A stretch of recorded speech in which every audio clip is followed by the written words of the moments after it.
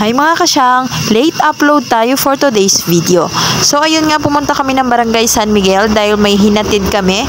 Pero sabi ni mama ay magdala kami ng kakanin at nilagang mais na trending ngayon. Shoutout nga pala kay Ate Eden na bumili at tinaan na lang namin kaya lang hindi ko na nakunan. Ayan mga kasyang, dumaan din kami sa San Miguel Elementary School. Shoutout po sa mga teacher dyan.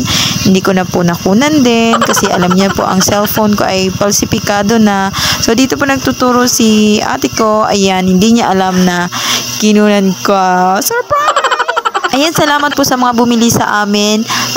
May isa pang akong grupo kaming dinaanan. So, sila yung umubos ng kakanin namin. Ayan yung benta ni mama. So, ubos. Siyempre, alam na yung karisma ni Inday. Ubos. Yun lang po for today's video. Ay, grabe, kaseryoso ng driver ko. Mga kasyang, para sa ating shoutout kay Ma'am Vilma Socrates Liavan dito sa Rojas, Palawan. Shoutout kay Ma'am Bilin Bautista ng Brooks Point, Palawan. At sa aking BFF sa mundo ng content kay Mare Catherine Sugilion ng Mindoro.